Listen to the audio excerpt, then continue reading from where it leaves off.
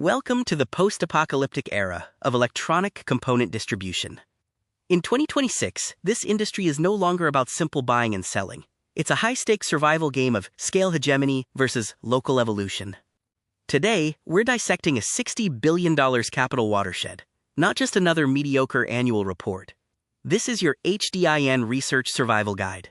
If you still think semiconductors are just cold pieces of silicon, you haven't seen the brutal capital logic churning behind these numbers, where there are no middlemen, only those who harvest the ecosystem through technical integration. In the world of distribution, your physical size determines your meal ticket. The combined revenue of giants like Arrow and Avnet is enough to buy half of Boeing or hand out a Tesla to every single person in New York City. Meanwhile, local distributors are growing like rabbits but still dancing at the giants' ankles. This $20 billion gap is a dimensional strike on bargaining power. When a titan negotiates, it's a strategic alignment. When a small player negotiates, it's an online plea for mercy. 3%. That's a number that sends shivers down any consultant's spine. If you're still in the box-moving business, this net margin is the sword of Damocles hanging over your head. If inventory turns slow down by 2 days or the exchange rate flinches, your profit melts like ice cream in July. Local distributors aren't eating meat anymore. They're picking up nickels on a concrete floor, and every cent comes with sparks of friction. Since picking up nickels on concrete is exhausting, the smart money has already shifted lanes. We're moving from box movers to solution architects. This isn't just marketing fluff. It's a biological necessity to survive the winter of 2026. These days, if a distributor doesn't have a squad of FAEs, field application engineers, they're practically invisible. Technical support is no longer a freebie. It is the product. Think of it like a restaurant, where the chef doesn't just sell you the ingredients, but comes to your kitchen to cook the meal for you. By embedding into the client's R&D cycle, distributors become non-removable assets. Once you're locked in, the client can't drop you without sabotaging their own innovation. Let's look at how Arrow plays the high-tier game. Their ECS business now accounts for 30% of revenue.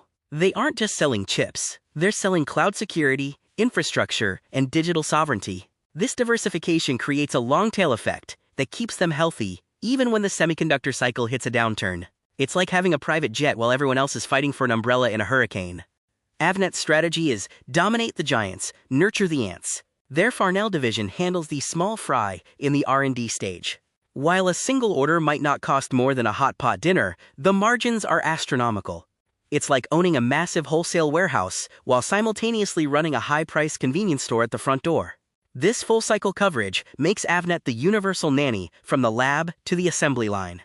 Best of Best is the poster child for geographical advantage. They've perfectly ridden the wave of domestic substitution in China, pushing international brands into a corner in the white goods sector.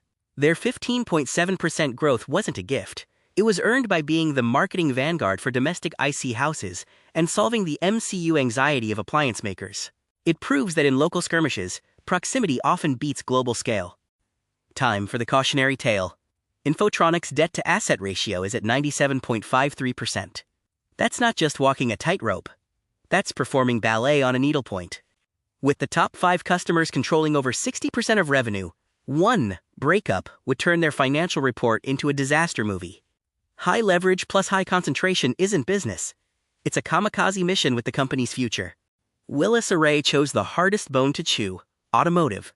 A car is no longer a vehicle, it's a supercomputer on 4 wheels. They've successfully pivoted 30% of their revenue to the auto track, escaping the low-margin trap of traditional industrial goods. In the fortress-like world of automotive chips, they've evolved from delivery guys into Tier 1.5 partners. In 2026, the oxygen for growth comes from 2 places: AI infrastructure and e-mobility. The demand for high-bandwidth memory, HBM, is pure thirst. And every time a car gets smarter, it needs hundreds more sensors. If your portfolio doesn't include these 2, you're basically a museum exhibit in the eyes of Wall Street. Days Inventory Outstanding, DIO, is the ultimate blood clot test for a company. Local distributors play a zero-inventory game of extreme survival with lightning-fast turns, while global giants maintain deep buffers to survive geopolitical tremors. Remember, inventory isn't an asset, it's a risk that hasn't found a buyer yet. Geopolitics is the permanent glass ceiling of this industry. A BIS entity list is like a sudden thunderstorm that can freeze your circulation overnight. The game has changed from global price optimization to regional supply resilience. In the Greater Bay Area, a self-sufficient loop is forming. This isn't an elective anymore, it's the final exam. The roadmap is clear. 2024 was about crawling through the destocking mud. 2025 is about shifting gears through technical pivots, and 2026 is about total digitalization. Future distributors must understand chips, SaaS, and cloud supply simultaneously. If you can't keep this pace, your finish line is in 2025. To recap, box movers are terminal. Architects are immortal. Domestic substitution is hitting its peak, with self-sufficiency set to cross 60% by 2027. The winners will be the ones who can bake AI algorithms into their warehouse and embed FAEs into their clients' offices. That's the deep dive. If you want the full deck or a custom competitive benchmark for your firm, don't hesitate. Email us at sales@HDINresearch.com. In the Semiconductor Hunger Games, intelligence is your only body armor. Follow at HDIN230, and we'll see you at the next breakdown.